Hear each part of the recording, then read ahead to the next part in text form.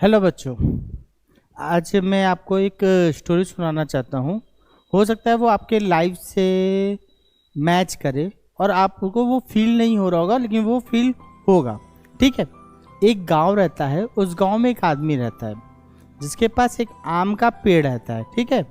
तो वो उससे दोस्ती यारी का कनेक्शन रहता है आम के पेड़ से। लोग अगर किसी न किसी चीज़ से लगाव हो जाता है, उससे उसका लगाव उस पेड़ से हो जाता है। तो वो जब आम का पेड़ रहता है, तो वो आदमी दरअसल जब भी उदास रहता है वो उस आम के पेड़ के पास जाता है।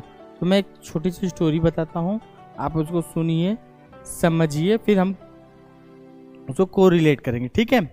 तो एक आदमी जब वो मिडिल एज का रहता है, मान लीजिए आपके एज का या हमारे एज का रहता है, तो वो उस पेड़ के पास जाता है उदास होके, ऐसे कहता है। तो आम का पेड़ पूछता है उससे, भाई क्या हो गया? तो वो बोलता है कि भाई मैं बहुत उदास हूँ। क्यों?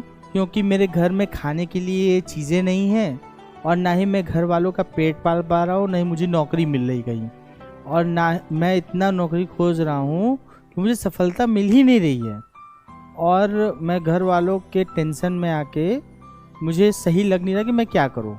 तो आम का पेड़ कहता है कि मेरे पास तो तुम्हें देने के लिए तो है कुछ नहीं। हमारे शाखाओं पे जो फल लगे हुए हैं, पेड़ पे जो फल लगे हुए हैं, आप उन्हें तोड़ के मार्केट में बेच दो, उससे अपने घर का खर्च चला लो, जिससे कि तुम खुश तो मैं भी खुश। अगर तुम खुश रहोगे तो मैं भी खुश रहूंगा। ये कौन कहता है? आम का पेड़। अगर तुम खुश तो मैं खुश। तो वो सारे आम फल जो होते हैं वो तोड़ के मार्केट में सेल करता है, मस्त जिंदगी जीता है। फिर जब वो 40 साल का होता है, तो फिर वो उदास मन से आम के पेड़ के पास जाता है। तो आम का पेड़ उससे पूछता है कि भाई तुम खुश हो ना, क्योंकि तुम्हें ज़रूरत जो थी वो पूरी हो गई, तो अब थोड़ा देर मेरे पास बैठो, बात करो। तो कहता है कि मैं अभी भी खुश नहीं हूँ। पूछता है भाई क्यों? क्यों आप खुश नहीं हो? तो बोलता है कि मेरे जो छत है, यानी मेरे घर का जो छत है वो टूटा फूटा है, जिसके कारण से मेरे घर में पानी चूता है, लोग रह नहीं पाते हैं। तो आम का पेड़ कहता है चलो ठीक है, मेरी जो पत्ते और शाखाएं लगी हैं आप उन्हें काट दो, काट के उनसे आप अपने घर बना लो, और जिससे कि आप खुश होगे। जब आप खुश तो मैं भी खुश। वो फिर काट के उसे चला लेता है, लगा देता है। तो फिर वो कुछ साल तक उधर नहीं आता। फिर जब वो 60 साल का होता है, 60 साल का, नियर अबाउट 50 या 60 साल का होता है, तो फिर मुंह झुकाए हुए उसके पास आता है। तो आम का पेड़ पूछता है अब तो भाई खुश हो ना तुम? कहता है कि नहीं, मैं अभी भी खुश नहीं हूँ। पूछता है क्यों भाई? आपके रहने का व्यवस्था हो गया, खाने पीने का व्यवस्था हो गया, फिर आप खुश क्यों नहीं हो? तो कहता है कि सब कुछ तो ठीक है, लेकिन मेरे गांव में जो नदी है उसे पार करने में दिक्कतें होती हैं, जिससे मेरे बच्चों को भी दिक्कत होती है। तो वो कहता है कि मैं तो ऐसे हेल्प आपकी नहीं कर पाऊंगा, मेरी जो शाखाएं हैं और मेरे जो पेड़ हैं उसे आप काट लो। काटने के बाद आप उस पेड़ को काटने के बाद आप उसके नाव बना लो, नाव बना के आप रास्ता पार कर लो, जिससे कि आप खुश तो मैं भी खुश, आप खुश तो मैं भी खुश। ये आम का पेड़ कहता है। तो वो फिर चला जाता है कुछ साल तक, और वो उसका वहीं बैठे बैठे इंतजार करता है। अब उसके पास न फल है, न पत्ते हैं, न शाखाएं हैं, न लकड़ियां हैं, जिससे कि वो उसकी हेल्प कर सके। जब वो आदमी 80 साल का होता है, तो वो फिर उस पेड़ के पास आता है। तो बोलता है भाई तुम खुश हो ना? कहता है कि नहीं, मैं खुश तो नहीं हूँ। कहता है भाई मैंने तो अपना सब कुछ तुम्हें दे दिया, अब मेरे पास तुम्हें देने के लिए कुछ नहीं है, मैं तो सिर्फ जड़ बचा हूँ, मैं कहाँ से आपकी क्या हेल्प कर सकता हूँ कि जिससे कि आप खुश रहोगे मैं खुश रहूँगा। तो वो आदमी कहता है उससे कि मैं इस भरी समाज में एकदम अकेला हो चुका हूँ, यानी मेरा कोई नहीं है मेरा दुख सुनने का।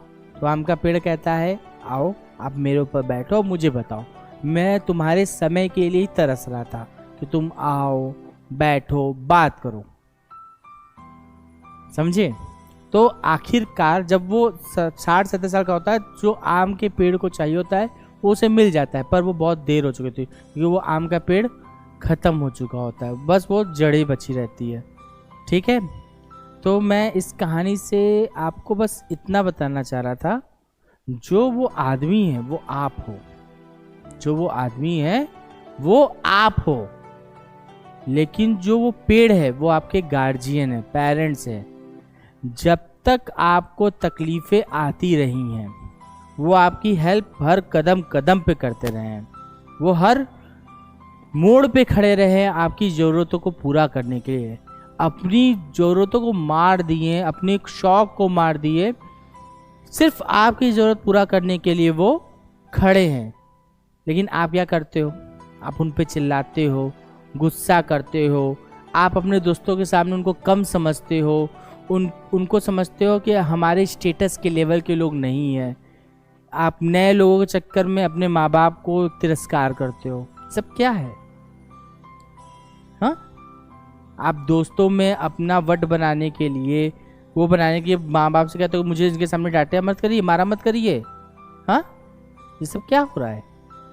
वही माँ बाप हैं जो पेड़ की तरह आपके साए बन के खड़े हुए हैं, आपको जब भी दिक्कत हो रही है वो अपनी चीज़ें भुलाकर आपकी चीज़ को पूरा कर रहे हैं, वो शौक़ पूरा कर रहे हैं, इसलिए आप लोग का मन बढ़ रहा है।